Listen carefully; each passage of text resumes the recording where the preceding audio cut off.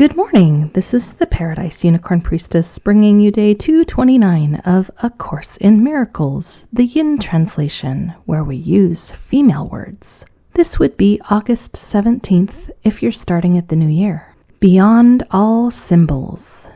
Power cannot oppose, for opposition would weaken it, and weakened power is a contradiction in ideas. Weak strength is meaningless, and power used to weaken is employed to limit.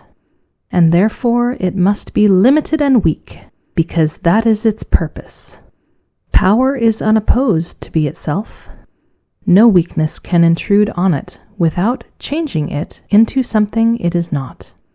To weaken is to limit and impose an opposite that contradicts the concept that it attacks. And by this does it join to the idea a something it is not, and make it unintelligible. Who can understand a double concept such as weakened power or hateful love? You have decided that your sister is a symbol for a hateful love, a weakened power, and above all, a living death. And so she has no meaning to you, for she stands for what is meaningless. She represents a double thought where half is cancelled out by the remaining half. Yet even this is quickly contradicted by the half it cancelled out, and so they both are gone. And now she stands for nothing. Symbols which but represent ideas that cannot be must stand for empty space and nothingness. Yet nothingness and empty space cannot be interference. What can interfere with the awareness of reality is the belief that there is something there. The picture of your sister that you see means nothing. There is nothing to attack or to deny, to love or hate, or to endow with power, or to see as weak. The picture has been wholly cancelled out because it symbolized a contradiction that cancelled out the thought it represents, and thus the picture has no cause at all. Who can perceive effect without a cause? What can the causeless be but nothingness? The picture of your sister that you see is wholly absent and has never been. Let then the empty space it occupies be recognized as vacant, and the time devoted to its seeing be perceived as idly spent, a time unoccupied. An empty space that is not seen as filled, an unused interval of time not seen as spent and fully occupied, become a silent invitation to the truth to enter, and to make itself a home. No preparation can be made that would enhance the invitation's real appeal, for what you leave as vacant God will fill, and where she is, there must the truth abide. Unweakened power with no opposite is what creation is. For this there are no symbols. Nothing points beyond the truth, for what can stand for more than everything. Yet true undoing must be kind. And so the first replacement for your picture is another picture of another kind. As nothingness cannot be pictured, so there is no symbol for totality. Reality is ultimately known without a form, unpictured and unseen. Forgiveness is not yet a power known as wholly free of limits. Yet it sets no limits you have chosen to impose. Forgiveness is the means by which the truth is represented temporarily. It lets the Holy Spirit make exchange of pictures possible until the time when aids are meaningless and learning done. No learning aid has use that can extend beyond the goal of learning. When its aim has been accomplished, it is functionless. Yet in the learning interval, it has a use that now you fear, but yet will love.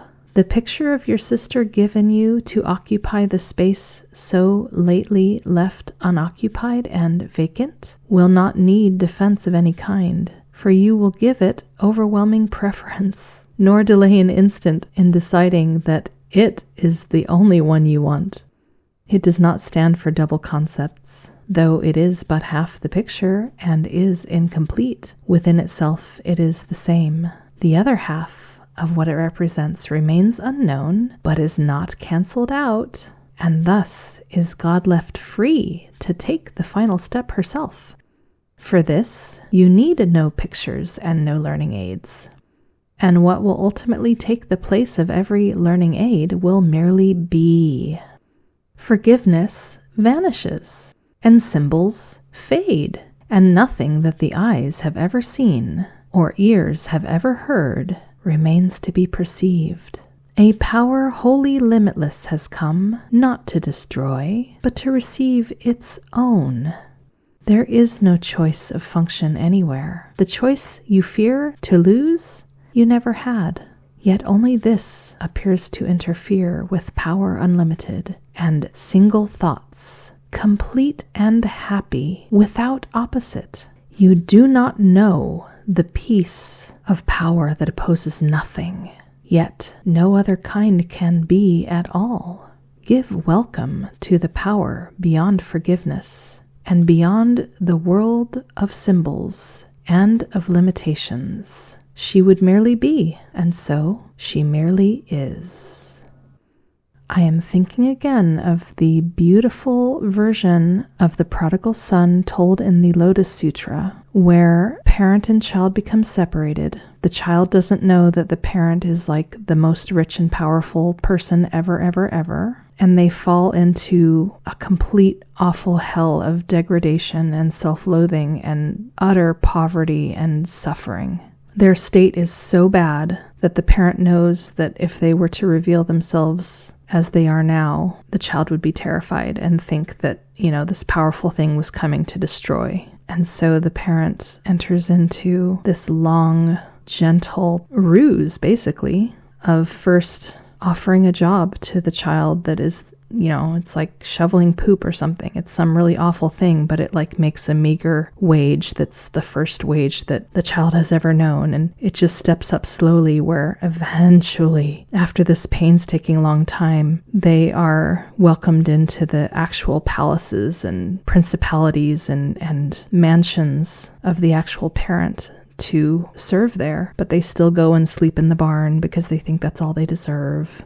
And it just goes on and on and on until finally at the end, as the parent is ready to die, brings the child before all the households and all the people and says, "This is my beloved child, to whom is due all glory, all that I am is going to be inherited by this child." And I think of the kindness and gentleness. Reading A Course in Miracles can feel very intimidating because the things that are said in it are so radical. It is uncomfortable to think of reality as being formless, where there are no perceptions. Everything is just known. It's such an alien idea. And to be one with everything, for there to be no differences, for all to be homogeneous. And A Course in Miracles admits that to the ego it sounds like hell. The ego's terrified of it. That's the reason why the ego is on the run from love. The ego's terrified of the walls being dropped and of disappearing into God. And A Course in Miracles early on assures us, you will not be hurled unprepared into heaven. This will be as gradual a process as you need. In your current state, you cannot fathom that there will come a day where you are just so ready and welcoming exactly what heaven and eternity is. We can't imagine it right now. We see ourselves too much frail and vulnerable. We can't possibly. And the Course reminds us of it occasionally, and it feels a little terrifying every time it does, at least to me, and I think to a lot of people. But really, this is meant to be a gradual process, and this is why I call it paradise. A Course in Miracles calls it the real world, and there's a place in it where it says, you only see the real world for just a moment before God reaches down and envelops you and you disappear into God. But that's just because time's an illusion, that it can call it just an instant. Elsewhere, in A Course in Miracles, it describes it as the other half of the dream, of the hallucination. So it's the whole other half of the experience, whereas the first half was hellish. The second half is paradisiacal. It is the pathway of forgiveness. It is intended to be gentle. It is not intended to be something that gets worse and worse and more scary and more suffering. And I've seen people who love A Course in Miracles and who embrace it and have for years see it that way. And it kind of breaks my heart because, well, I feel very passionately. I'm very anti-suffering. And it's so baked into the human condition that we believe we need it and that without it, we cannot improve. And I'm thinking, nah, that's only if you think you need it. Then it's the only thing that'll reach you. It's like that prodigal son story, where when the child is in that extreme state of degradation, they can't accept what is their due. They have to be wooed into it. So let us be wooed. This text reading speaks of that open-mindedness again. It is scary to look at absolutely everything, including the things we're the most attached to, and say, this doesn't exist. But what happens when we do that is that the picture we had been embracing gets replaced with one even better. And that's why I chuckled a little bit when it said, oh man, when you see the picture that God will replace with, the one you had before, you say, when you really start to practice and be like, this thing that I'm seeing doesn't mean anything and it doesn't exist, that's when God basically upgrades it and replaces it with something you like even better. And maybe that takes the form of someone you love very much who used to be struggling with something, now they're happier. It could be something like that. That's just an example. All I'm saying is what I'm getting from A Course in Miracles is it says every time you're willing to declare everything as meaningless and as an illusion that doesn't exist, instead of that being something really scary, it is an opportunity for God to replace it with a gentler dream, a kinder picture, a more loving experience, paradise. And again, I will reference, there's another place in A Course in Miracles where it speaks of how does the world end?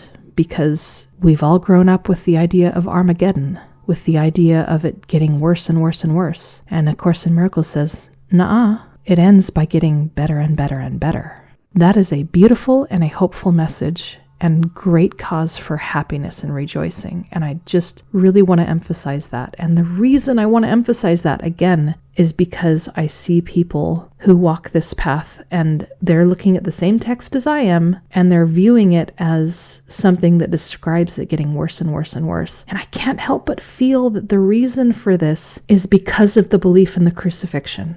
Because you look at the path that Jesus walked, the story that is told, and it kind of looks like the path is it gets worse and worse and worse and worse until you're crucified. We gotta stop telling that story. I'm sorry. I know that that's the wrapping of A Course in Miracles, but I just feel this to my core. That story is killing us. I just ask everyone who might listen to this to consider that that's not the proposed pathway for us. That is not love. Just as this says that hateful love is a complete ridiculous oxymoron, and I've many times said there's no tough love, God does not do tough love. Everything that seems like tough love, we made up. That's our resistance. Doesn't come from love, doesn't come from God. Completely alien to her. All right, getting off of my soapbox now. After reviewing the passage of What is Forgiveness that's in the show notes, we proceed to lesson 229. Love, which created me, is what I am. I seek my own identity and find it in these words. Love, which created me, is what I am. Now need I seek no more. Love has prevailed. So still, it waited for my coming home, that I will turn away no longer from the holy face of Christ. And what I look upon attests the truth of the identity I sought to lose, but which my mother has kept safe for me. Mother, my thanks to you for what I am, for keeping my identity untouched and sinless. In the midst of all the thoughts of sin my foolish mind made up, and thanks to you for saving me from them. Amen. That is our lesson for today. Happy practicing.